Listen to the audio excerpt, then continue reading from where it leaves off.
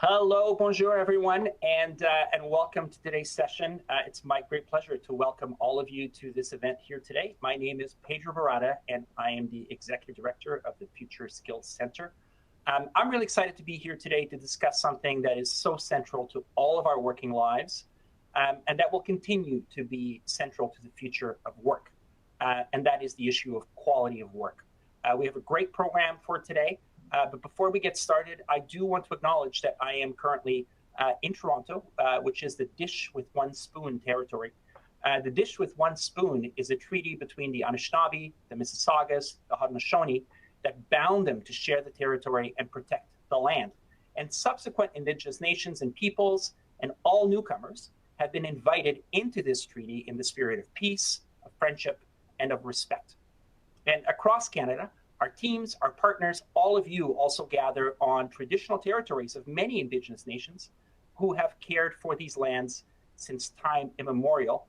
And we at Future Skills Center, as I'm sure all of us around today's call, are grateful for the opportunity to work in these territories. And we commit ourselves to learning about our shared history, both rights and wrongs, and certainly doing our part towards reconciliation. So to all of us here today, please note that this session will be recorded. A copy of the recording will be made available in the following days. And we do welcome you to interact with us. The chat box is open. Feel free to use that to state your name, tell us where you're from, and throughout the session, share your thoughts, ask questions, interact with us. Closed captions are available in both English and French for this session. And you will see the closed caption symbol at the bottom of the page to open those and select your preferred language. Following today's opening panel, you will be asked to choose one of the 4 interactive concurrent sessions to workshop ideas around quality of work, around a specific sector or case study, and we have a great lineup of workshops and speakers, quite a diverse range of issues. You will see on the screen that the sessions will be listed for you to choose from when prompted, and these sessions will be held in the Zoom format. The meeting facilitators will open the rooms when the plenary session has concluded, and that will be at around 2 o'clock Eastern time. If you happen to drop off or close the browser, you can find the links to the concurrent sessions in the reminder email that was sent earlier today.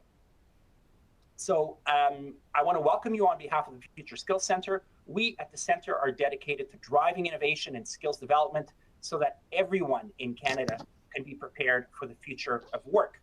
And of course, the way that we work is by partnering with policymakers, researchers, practitioners, employers in labor, and post-secondary institutions to think and act ahead for labor market challenges and ensure that everyone can benefit from relevant, lifelong learning opportunities.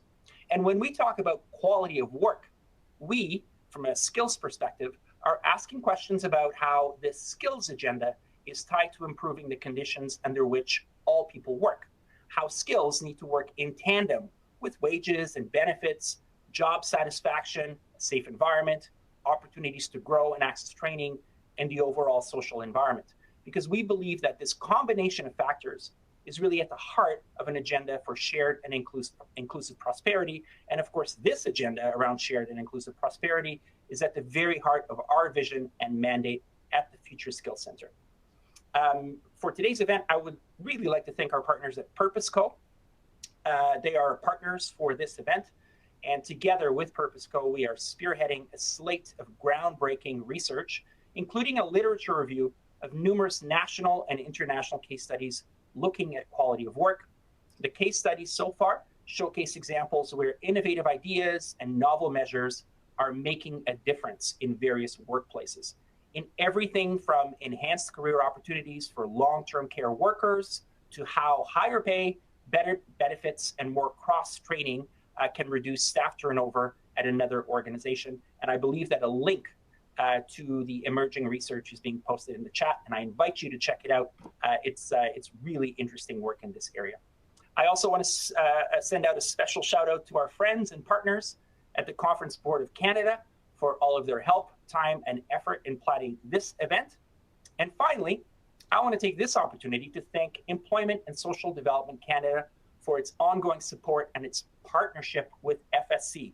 Very valuable partnership. And on that note, I am delighted to introduce the Honorable Carla Qualtrough, Minister of Employment, Workforce Development, and Disability Inclusion. Minister Qualtrough has served in this cabinet portfolio since 2019. The minister boasts a background as a successful lawyer, dedicated volunteer, and Paralympic swimmer. She's well known for her tireless commitment to addressing inequality and championing diversity, which are also key areas for the Future Skills Centre. The minister recently sponsored a bill in the House of Commons to establish federal support for people with disabilities in Canada who are living in poverty. And the Canada Disability Act is now almost a reality. It has the potential to be an economic lifesaver for persons with disabilities who are struggling financially as the cost of living. The bill recently passed into law as an amendment to the Income Tax Act and aims to reduce poverty and support the financial security of persons with disabilities. One more step in the Senate, but congratulations, Minister, and thank you for your leadership on this issue. Minister Qualtrough has also been named one of Canada's most influential women in sport numerous times and received a Queen Elizabeth Diamond Jubilee Medal in 2012. Thank you so much for being here with us today, and a very warm welcome to you, Minister Qualtrough. Well, thank you, Pedro. Hi, everyone, and thank you for inviting me here to speak today. I'm joining you from the traditional unceded territory of the Algonquin and Anishinaabe people. Let me begin by saying how grateful we are for the work you're doing to put a real future-focused lens on the work of skills development. I'm particularly glad that the conversation about the future of work also involves the quality of that work and ensuring that every worker has an environment in which they can thrive, perform at their best, and be included. Because good quality jobs involve good quality work for everyone, with a foundation of high quality skills training that prepares workers to succeed and flourish. So these things are all very much intertwined. The federal government established the Future Skills Centre in 2019 to help Canadians, especially underrepresented or disadvantaged Canadians, make informed decisions about the skills they're going to need now and into the future, as well as to help them develop those skills through training. You've helped provide more than 25,000 Canadians with hands-on skills and employment training opportunities through 190 plus projects. And to date, almost 80% of Future Skills Centre projects have served underrepresented groups. So congratulations. You know, this work of building a more inclusive workforce isn't just the right thing to do, it's the smart thing to do. But one of the best ways to grow our economy is to remove the barriers for people who can and want to work. And I can't stress enough how important this is. So we are partners in this mission. Everything the Government of Canada is doing to promote skills training and workforce inclusion, along with everything that the Future Skills Centre is doing, is really helping to improve the quality of work for Canadians. L'amélioration de la qualité de la vie au travail est la raison pour laquelle vous êtes tous réunis ici virtuellement aujourd'hui. J'aimerais donc vous parler de certaines mesures prises par le gouvernement fédéral pour aider les employeurs et les employés à améliorer la qualité de leur travail alors que vous abordez le reste de l'après-midi. Il nous appartient à tous, patronats, syndicats, organismes d'éducation et de formation, organisations autochtones, organisations à but non lucratif et gouvernements, de travailler ensemble pour améliorer la qualité de vie au travail et renforcer la main-d'œuvre au Canada. Right now, our economy is super strong. Unemployment is low. In January, we added another 150,000 jobs. Canada has now recovered about 126% of the jobs lost during the pandemic. And of course, this is good news. But it also means we have new challenges to tackle. Our economic growth is outpacing the ability of many employers to find workers, particularly in the skilled trades. Canada needs apprentices who can fill that labor shortage. And I believe a significant part of the solution is right in front of us. There's a big way we can improve the quality of our work through skills training. We need more workers from traditionally marginalized groups in the workplace, in decision-making positions, lending their voices to improving workplaces, and labor shortages, quite frankly, provide that opportunity. I'm talking about helping women, Indigenous people, newcomers, persons with disabilities, members of the 2S LGBTQ+ communities, and racialized communities get good jobs and show up to work with confidence. And there's so much opportunity to do this right now, and we can't miss it. So at the federal government level, what are we doing to remove workforce barriers? Well, one example is UTIP, is our Union Training and Innovation Program, and another is our apprenticeship service. So we designed the Union Training and Innovation Program to really improve the quality of training in the red seals trades and to help create a more inclusive workforce. The program funds the purchase of equipment and materials to train apprentices and supports the development of innovative teaching practices to help individuals, particularly those from equity-deserving groups, enter and succeed in the red seal trades. Not only is UTIP helping more Canadians enter the trades, it's also ensuring that they have the best quality of training so that they can show up, as I said, on day one with confidence. A partner in this work is our apprenticeship service. So this is an investment of around almost $400 million in 19 projects across the country to support the creation of around 42,000 apprenticeship positions across Canada. So small and medium-sized businesses can receive $5,000 for each new first-year apprentice they hire, to a maximum of 2 hires per year. And it's doubled, the incentive is doubled to $10,000 if you hire someone from an equity-seeking group in the red seal trade. So this is really a key way we're helping more workers get started in the trades, and these are really good quality, high-paying opportunities that we want more Canadians to know about and take advantage of. I'm also super proud of our Skills for Success program, which the government is investing around $298, so again, close to $300 million over the next 3 years. I think many of you would be surprised, or maybe you wouldn't, to know that about 45% of Canadians lack the literacy and numeracy skills that they need to succeed in knowledge economy jobs. And it's estimated that about a 1% increase in average literacy rates in Canada over time would translate to a 3% increase in the GDP and a 5% increase in productivity. That's a significant impact. So to help Canadians find good quality jobs, we need to make sure they have access to the training and resources they need to improve their foundational and transferable skills so that they can participate, adapt, and thrive in learning, work, and life. It's a great example of how investing in Canadians really pays off for all of Canada. The projects funded by Skills for Success will contribute to an estimated 90,000 skills training opportunities.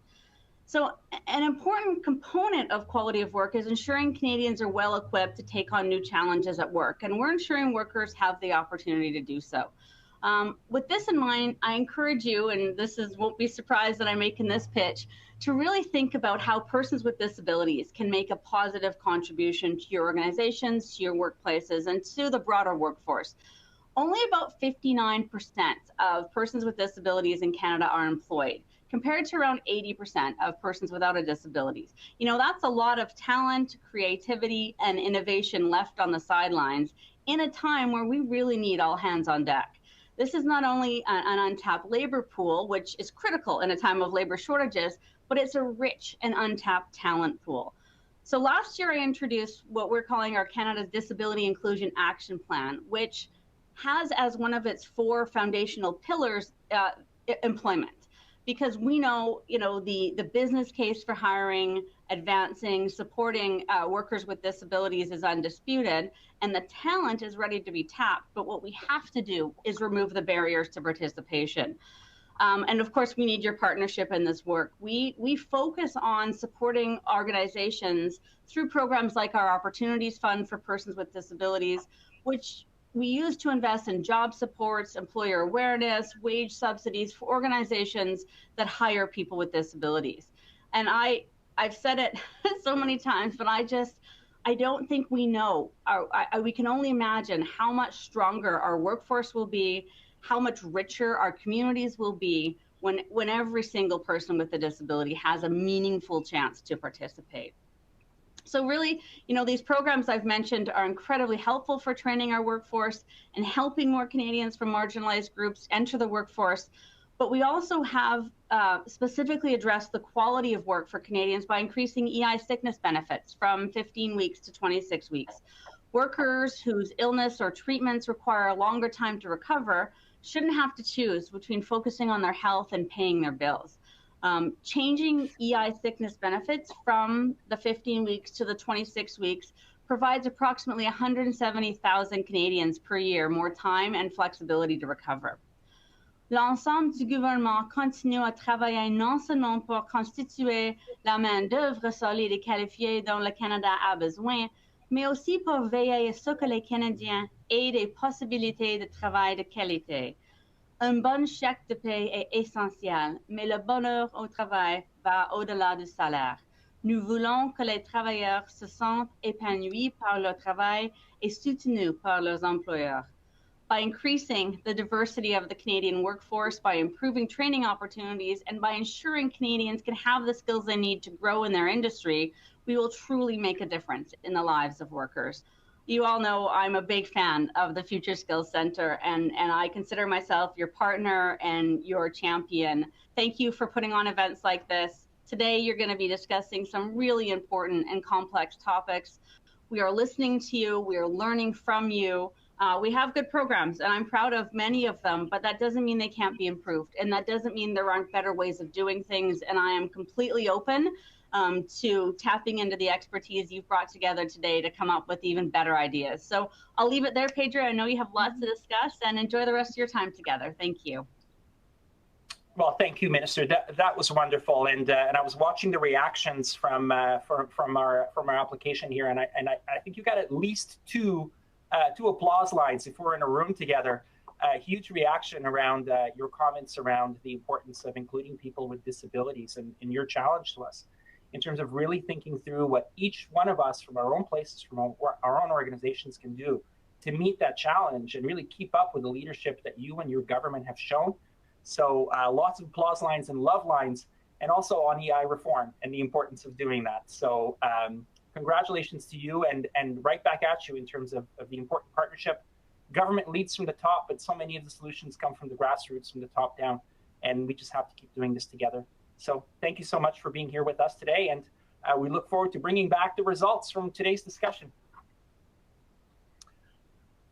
All right, I judging from all the thumbs up and applause lines, I think that means that we're all equally in tune in thanking the minister for being here today, for making the time, and for sharing so much of what we need to do together around these issues.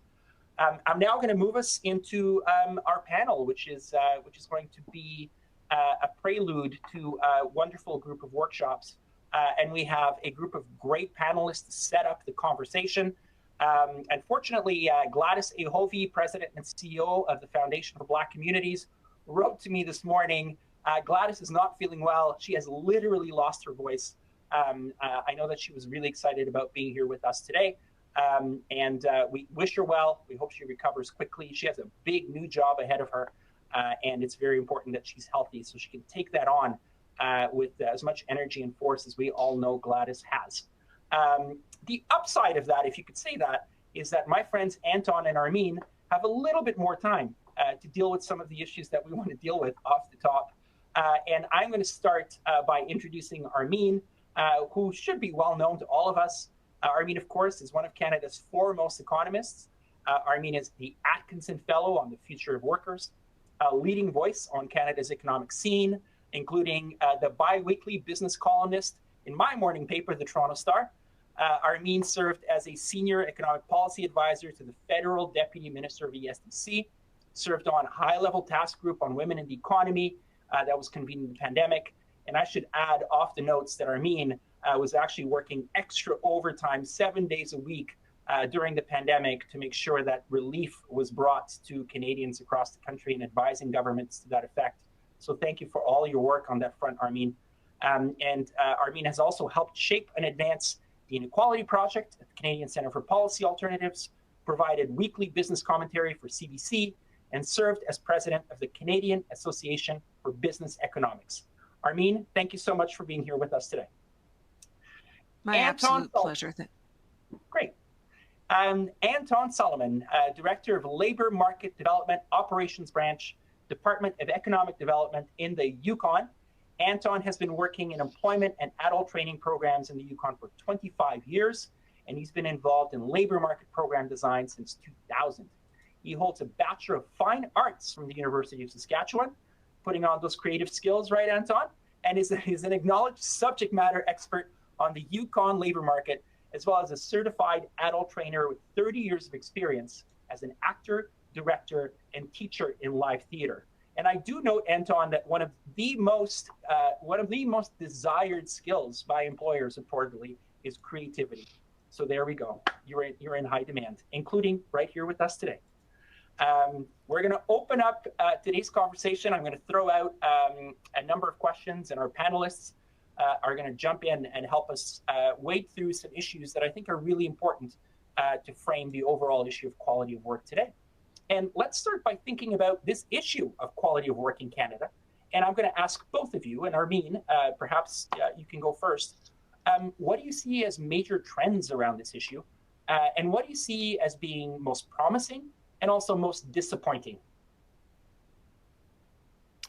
Thank you for inviting me, and it was terrific to hear the minister speak about the very significant advances that have been made with this administration. The big trend for me is twofold. First of all, the impact of population aging, which is happening in every country where there was a baby boom after the Second World War. So there are, from native-born populations, because fertility rates also dropped out, there are in every country more people leaving the labor market than entering it from the population that was born on that territory. And I should mention that I also am speaking to you from unceded Anishinaabe territory, where we are just visitors and we are just passing through, and we're not doing a very good job of keeping things manageable for the next group of people that pass through. So population aging is the big trend. It has resulted in two things that I think are both promising and a little bit distressing how they are being responded to. First of all, we are seeing the most bargaining power amongst workers that we have seen in half a century. So just it's sheer economic dynamics. Less supply, more demand gives whoever it is that is in less supply more bargaining power. And that applies to workers from top to bottom in the labor market, from high paid to low paid.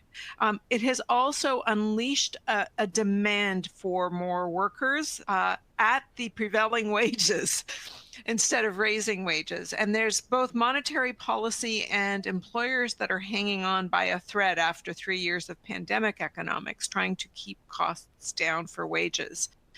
This is very, very challenging in this moment because people are losing purchasing power, particularly at the bottom end of the labor market where most people work. You might be surprised to learn Canada is a low-wage economy and has been for 20-30 years, in competition with the United States to be the highest share of low-wage workers in the advanced rich countries. That's not a race you want to win, and we have won it on a number of occasions in the last 20 or 30 years. So I think the issue of greater bargaining power is a huge and fractious issue.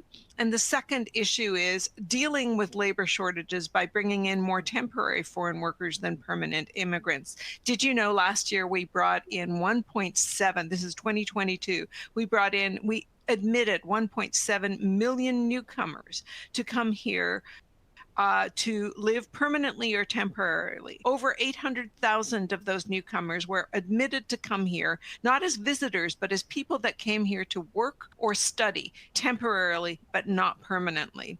We have absolutely upended what it means to be a nation of immigrants, and that will cast a long shadow on job markets and on Canadian society in general.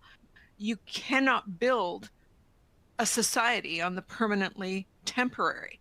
So I think we have so much potential to make every job a good job right now, as the minister was saying, to actually bring in people that have been historically and systemically sidelined from the labor market's opportunities for training and jobs. We're just not really using this moment to improve that. And we are actually rowing in the direction opposite to the labor market by flooding the labor market with more basically temporary, a lot more churn. We are adding churn to the labor market by design, and that suppresses wages and reduces opportunities over the long haul. So I think we are looking a gift horse in the mouth, and I hope we change our path in the coming years. Yeah, that race to the bottom that you mentioned is not a good step that Canada should aspire to. And we're going to come back to some of the solutions and some of the levers that we need to think about so that we actually reverse that trend.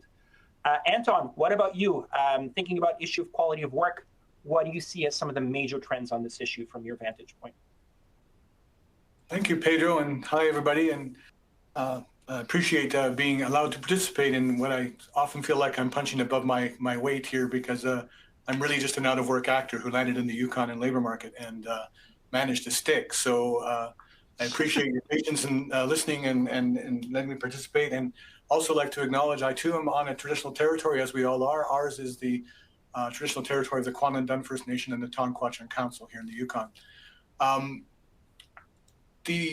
Such an opportunity right now, to quote Winston Churchill, never let a good crisis go to waste. Well, we're in one now. And it's not a bad thing in the long run. Yeah, there are businesses that are struggling to find workers, and there's lots of reasons for that.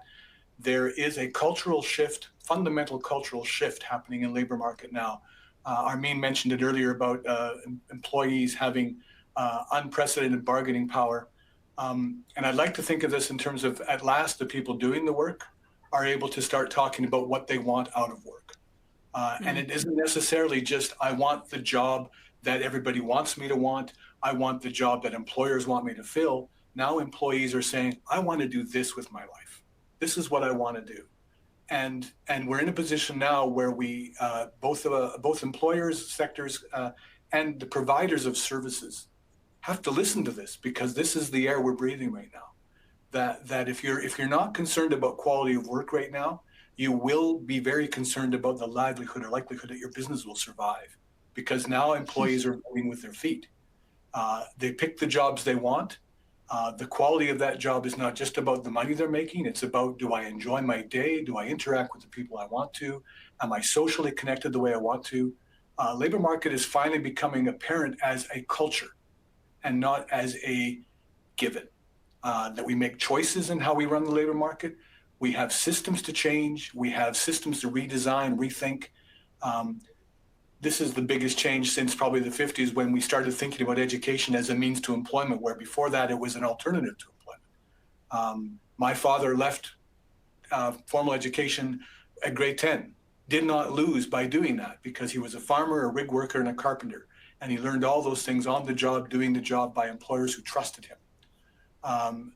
Nowadays, it's what certificate do you have? What degree do you have? That's a system we've built. That system isn't working for us anymore. There are people who are now saying, I don't want your job. I can do your job. I'm qualified to do your job. I'm absolutely capable of doing your job. It's not the job I want.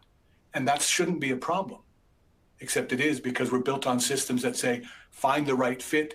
If you're not working in the society, you're nobody. If you're not working in the path we put for you because you have this degree or this certificate, you're somehow being derelict. As I mentioned before, I'm an out-of-work actor. My degree is a Bachelor of Fine Arts in Theater. It's not business. I have no legal training. I have 25 years experience on the ground building labor market programs. And that's my credential, if you will. And what I'm hearing more now is that as a new graduate from high school, I don't want to spend my days pushing a button on a machine, watching it fill up a cup and handing it to somebody, and then pushing a button on another machine and watching it fill up a cup and handing it to somebody. I want to do something else.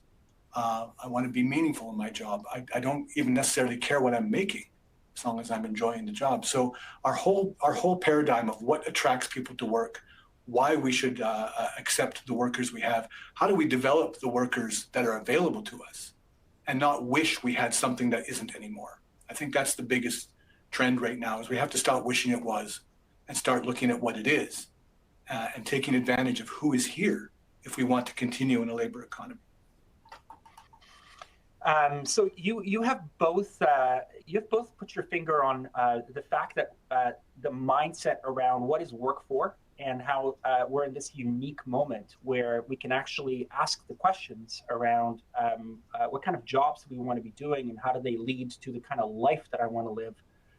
More than ever, we seem to be in that moment, both existentially, but Armin, as you also said, materially, because we seem to be in a position where The ground has shifted in terms of some power dynamics, in terms of the ability to make investments, and where we could potentially make some progress if we want to.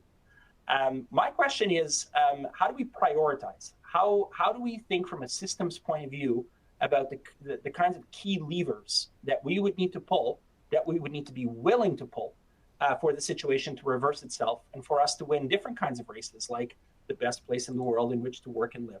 Arlene, do you want to kick us off? Yeah, what a great question. And by the way, I'm really enjoying this conversation a lot. Thank you, Anton, for what you have just said. I took copious notes. I thought that was a brilliant addition to the conversation. I mean, there are certain systemic things that we know are failing. They're in system failure, and we've been talking about it for a long time. I would put EI reform right at the top of that list. We've been talking now for 6 months about the potential of the economy to enter a recession. It is not unique to Canada. In fact, Canada has got stronger economic fundamentals than many of our peers, our economic peers. But if China stutters, if Europe stumbles, if the United States falls, we're not going to duck it. So we know we're not recession ready. We haven't been recession ready. That's why we got CERB at the beginning of the pandemic. We know what works. It needs to include more people finding shelter from the economic storm so that we have an automatic stabilizer in the system, which is why EI was designed in 1941 to stabilize the system, to make sure any economic downturn is not as deep and as long lasting as it would be without these systems. So we have actually, cut our nose off to spite our face to save money and reduce premiums. And we are going to actually make the economy much worse unless we do something to restore lower triggering qualifications for EI.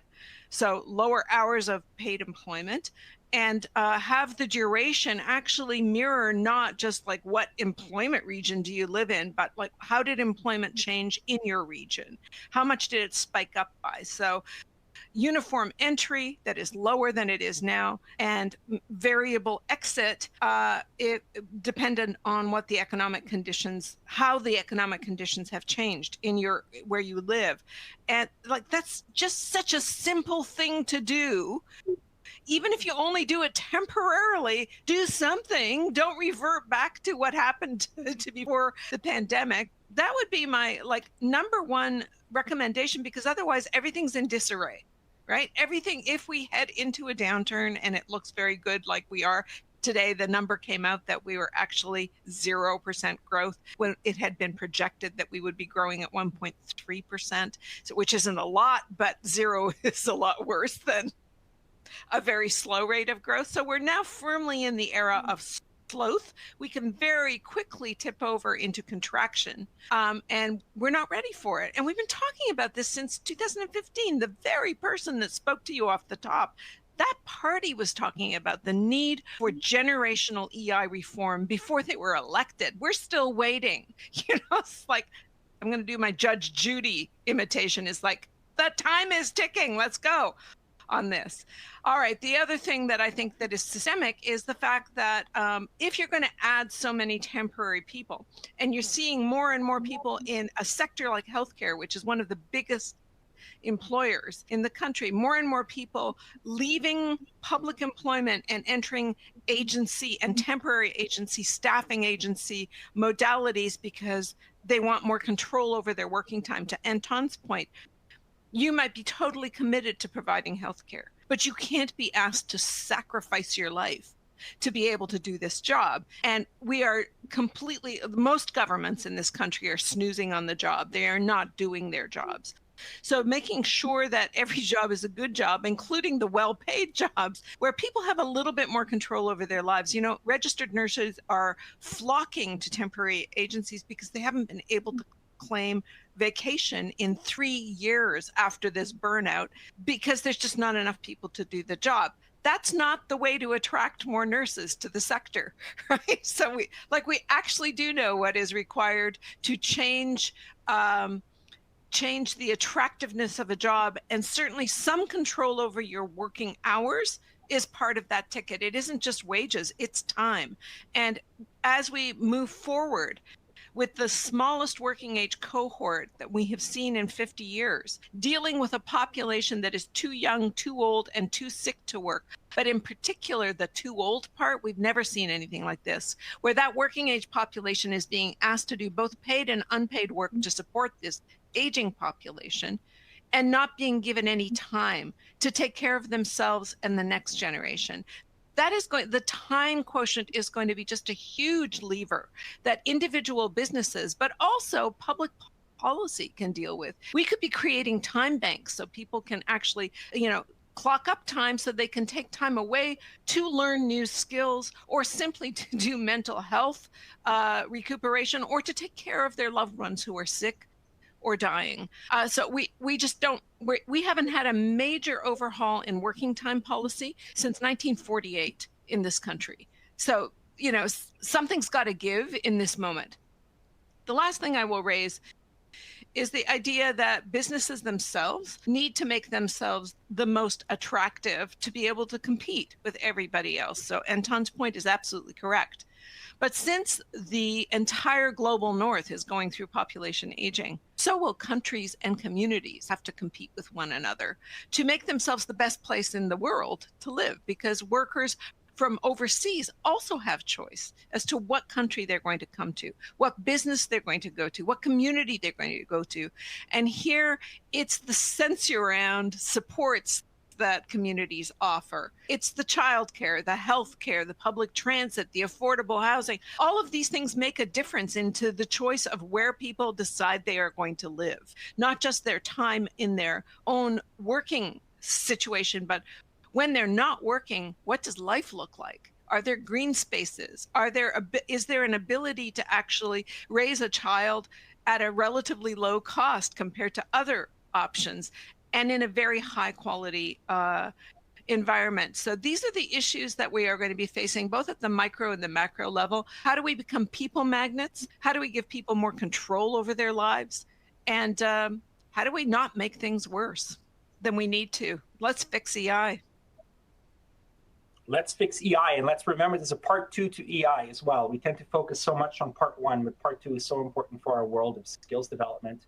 And Armin, I was watching the reaction icons to your intervention, and there were many, but especially when you brought up the issue around control over one's time and control over one's job and work, certainly seems to be something that's resonating. And I know there are many people on today's session that come from the world of training and skills development. It's actually a huge challenge to think about how we can deliver more skills and training for people who are working, if people are not allowed to take time off of work to upskill and to grow their skills. So it's an issue both of quality of life, but also an issue of like personal growth and finding the space around that. Mm-hmm. Anton, levers, where do you want to put the emphasis?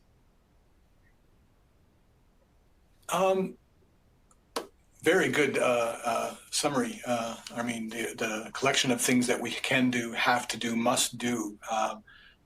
First of all, we have to decide that we're doing it. This is as Armin was saying, this is not a new conversation. We've seen labor shortage, quote unquote, coming for the last 15 years. We've seen it coming. It's been on the horizon. We've watched the sail get bigger. We've watched it climb up and we know it's here. And why aren't we ready? Is because we have not agreed that we need to do something. It's always been somebody else's responsibility. For example, most employers, if you go to talk to anyone who can't find someone, they'll have opinions about why they can't. And most of those opinions aren't particularly respectful of the employers they're not able to attract. Problem one. I can't get young people to work for me. Young people don't want to work today. First one is true. Second one, not true. Young people do want to work. Not for you. I can't get, I have nothing but problems if I hire someone with disability. Not true. There's so much support out there for anybody wanting to hire someone with a disability that you'd be crazy not to take advantage of that available labor pool. There is so much that we can be doing, but we simply haven't decided it is essential that we do it. We keep saying nice to have, would be good to do, would be nice to think about, but we're not going to do it right now because this other thing is more important. There's always going to be something more important, but here's the thing. The second thing we ask everybody in our culture is, what do you do? If you want to know how important something is, a culture, what comes up more often in the conversation? Hi, my name is Anton Solomon. Hi, my name is Pedro. What do you do, Pedro? I work for... That's where the conversation goes. This is what it is. Our culture is about, for good or ill, our culture is currently now about what is it you do. And we want to find our place in this culture. Right now, the employee has the stick in this culture. Right now, the employee says, I want to do this. The employers that survive, as I mentioned earlier, will be the ones that say, okay, I can help you do that. I was engaged in a conversation with an IT provider in the territory. They were looking for someone who could bridge the gap between their coding team and the client. And they wanted someone who knew enough about coding that they could understand what the client was asking for, but not enough to speak codese to the client, which they'd never be able to understand. And so I said, great, what are you looking for a person? And they said, well, we don't really know. I said, well, that's the problem. There's the problem. You know that you're looking for someone who can do these things, but you're used to measuring that thing on what certificate do you have? What work experience do you have? What does your resume say? And worse, is your resume formatted in a way that I like to read? Do you come from a culture that I agree with? All these things are in that conversation, and you're not even assessing the person as to whether or not they can do the job. You're only assessing what are the cultural artifacts that indicate to me that it's less of a risk if I work with you. And we came up with this notion that if all of you are remember the time when you bought software, it came in a box, and on the bottom of that box there was this little grid, and the grid had your minimum system requirements are, and your ideal system requirements are. And because I was talking to someone on IT, we said, what if that was your job posting? I can work with this. Ideally, you can do this, but I can work with this. Because we have to get employers to start thinking about what can you work with as a developer of employees. You have to start thinking about that now, because you don't have people who come with the credentials anymore. Either they have the credentials and don't want to work for you, or they don't have the credentials and there's nobody else. Either way, the only one who pays for that as a business is the employer. So what are you prepared to do? And what are we prepared to do in systems to support the employer? It wasn't that long ago when our program said you can't support the employer. The employer is not your client. The job seeker is your client. This is how EI is written now. This is how EI Part 2 is written, that there's almost no provision for supporting the employer, even though the employer pays 2/3 of the EI fund. So we have to start coming up with ways that we can have a real, respectful, rational conversation with an employer about what can you do that you're not doing now? What can you do differently? Because doing the same thing is not going to get you any different result. The last thing I'll mention on this is that we have something to learn from First Nations culture here, in that in European culture, it seems to be that we engage when all the boots have fallen off the horse and all the wheels have fallen off the car. We wait until you're unemployed, that you demonstrate low skills. We used to talk about barriers to employment and collect your group at risk. When you are in this dire strait, then we will reach out and help you. Indigenous culture is, you're a member of our community. You are always ours. You are always responsible for the community, and we are always responsible for you. You don't have to demonstrate your worthiness of our support. You only have to demonstrate what supports you need. And I think we have to get to this point now with, instead of asking what's wrong, we ask what's next. Instead of defining success by, we have a great program, we define success by, you have the people you need to work for you and you have the job you want. We have to, I'm not kidding when I say a total paradigm shift. Minister Qualtrough mentioned the term equity seeking in her speech today. That's an evolution of a term that used to be unemployed, downtrodden, disabled, all these kind of terms that became, it's the employee's problem that they're not employed, and we will solve the employee's problem for them. And then we advanced a little bit and we said underrepresented groups. I like equity seeking because it puts the power where it is. I am seeking what I want for me to be an equal player in this society. And that doesn't mean necessarily the MIC job that I'm currently being offered because I don't have certificate A. I can do these things. Do you want to work with me? Great. Let's talk about how we do that. Instead of depending on, I don't have this degree. My resume is not the format you like. I had work experience with someone whom you don't like, therefore I don't like. You don't like the color of my skin. You don't like my first language. You don't like the risk you perceive because I'm in a wheelchair. All of these things have to go away because none of them are relevant anymore. And I don't know that they were. Maybe they never were, and they certainly No, aren't but they now. were. They were. Yeah. Can I jump in? Of course. So we're talking a lot about paradigm shifts and cultural shifts, but we've got like 40 years or more of labor surplus. Culture doesn't shift on a dime. There's a lot of dinosaurs that are in decision-making circles that believe that what was just happening before the pandemic should be the normal now, and they will do everything they can to keep it the way they understood it to be for the 40 years. But that baby boom I was talking about, largest cohort of children ever born in history. And guess what? The women thought they were just as good as the men. So we surged into the labor market in the 1970s. And from the 70s right through till just before the pandemic, which is when unemployment rates hit 50-year lows, in that period, we had too many people for too few jobs. Now we've got too many jobs for too few people. And that culture shift, the economic shift has happened, but the culture shift will take much longer to catch up. I think Anton's dead right, except for one thing, which is the same government that said, I'm going to help you, is also pouring in the solution. There's a lot more desperate people outside of Canada than within Canada. We're not only not tapping into the great people that are around us, we are letting desperation flood into the country. Do you know, of the people that come in as temporary residents, international students, and temporary foreign workers, we don't know what share of them want to stay. Some share of them don't want to stay. But the lion's share of them, we believe, would like to stay as a permanent resident. And they're coming in temporarily in the hopes to be able to make that transition to permanence, and we just don't have enough pathways to permanence. And so long as we keep that desperation in the mix, we don't have power. And that's by public policy design.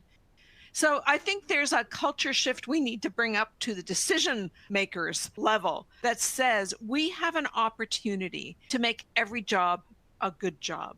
And in so doing, becoming the people magnet of the planet, because otherwise we are going to lose this foot race. Great point, Armin. And there's so much more that we need to talk about, that we should be talking about. But unfortunately, the clock does not allow us to do that. So I'm going to throw one final question to each one of you, and commit that we have to find a way to continue this conversation because it's so rich and there's so much we need to dig into. But the final question for today is, we talked a lot about what's going wrong. Where do we find the hope and energy to keep us carrying forward? And Anton, I'm going to start with you. Where do we find that hope and energy? Well, first, there's never been a better time than now to make this change. We've come through 2 years of a pandemic where the world was turned on its ear, where we demonstrated as governments and as systems that we can move quickly if we really think we need to. We've seen that. We've had 2 years of change this, no, change this again, no, change this again, and governments all almost in lockstep, not necessarily all the same philosophical page, but in the same pragmatic page. We have to solve this problem now. So we know we can do it. We've had recent experience seeing it. We know it's necessary to do it. There's nobody, one of the first times in my history in labor market where when you ask somebody what's the biggest problem, we all agree on what the biggest problem is, which we haven't seen for a while. So we know we can move quick, and we are in somewhat agreement on what the biggest problem is. It requires now that we have the will to do something. And where I see hope is that there'll never be a better time because there's no alternative. Employers who have been reluctant to hire people who are equity seeking or been reluctant to hire without a 25-month process. And I include my own employer, Yukon government, in this, where governments as employers are so wrapped in about 1970s protocols right now that it's almost impossible to hire somebody that I know can do the job, who I trained myself, because I've got a 6-week process that I must follow because government hires that way. We have to be okay with giving up control of what we think we control, because we never really did control that, right? People have always voted with their feet, and now they don't have the. Well, there is no way for an employer to find perfect person when perfect person doesn't want to work for you. So you've got to find somebody else. And as Armin said, the way to do that is to be the desirable employer. What gives me hope now is that employers are actually coming to us and saying, what should I do? Not saying, why aren't you doing? And that's good news. Now, not all of them are doing that. Certainly not the majority are doing that, but we have an opportunity now to find some champions. The IT person I mentioned earlier is willing to stop thinking about what certificate he's looking for and start defining his job by, I can work with this. We have to get out of the you must be this tall to ride this ride thinking. We have to get out of to what can I do for you and what can we do together has to be the conversation. And there's never been a better time than now to have that conversation. And it won't last that long. Every government, certainly the federal government is the one that's declaring a deficit right now. There is only going to be so much will to hear about massive change where we don't see results. So we actually have to put feet on the ground, take some risks and do something. And if we're willing to do that, we can solve this problem. If we're not, then Armin and I will be back in another 25 years saying, and there went that opportunity, still not solved it because guess what? No one did anything. We have to be bolder than we've been. Absolutely. And Anton, I take hope from that point around seeing employers, especially small and medium-sized enterprise employers, coming forward and saying, help. Like I know that the workforce is going to be increasingly diverse, and I know that we're not ready, and we're going to lose the race if we don't change in terms of our hiring practices, our retainment practices. So I take a lot of hope from that too. But the systems have to change to exactly as you said just 10 minutes ago, so that we treat small, medium enterprises as the problem that we need to fix, and not as just something that we take for granted in terms of our approach. Armin, hope and optimism. Where should we get it from? From Anton. Can we just rap on what he just said? I cannot think of what else to say. I think we're being presented of, it's almost biblical what we're being presented with. It's like Job was heaped with these one catastrophe after the other, and he said, oh my God, why are you doing this to me? And the answer from God was just to see what you do. And to Anton's point, look at what we did at the beginning of the pandemic. We did stand together. We did solve these things. These solutions were in our grasp, and we took hold of the reins. And now we are, we've also elected governments that say, hey, we've tried nothing and we're fresh out of ideas. It's straight out of a Simpsons episode.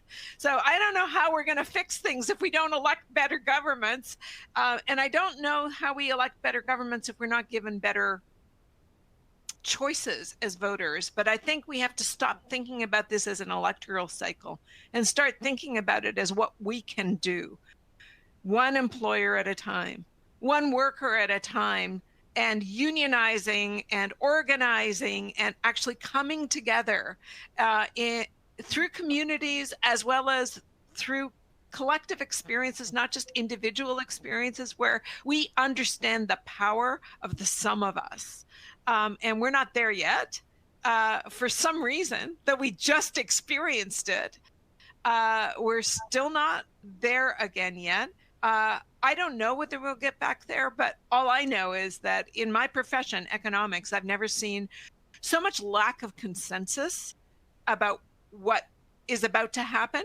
And like Leonard Cohen says, it's through the, I'm going to paraphrase this terribly, but the light gets through the cracks, and there's lots of cracks right now. And we're going to see more clearly as these cracks continue to expand through geopolitical tensions, through increasing incidents of climate catastrophes, through the rejigging of global supply chains that in a way we've never seen before. None of these things are going to make life super cheap again.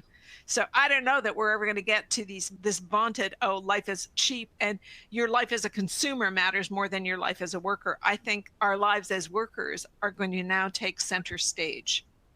And it's how we see that as a society, both from the employer's point of view and our decision makers' point of view, but most especially from a worker's point of view. How do we seize this opportunity together to make our lives better together? And there are more workers than there are decision makers. So hopefully the workers get their act together.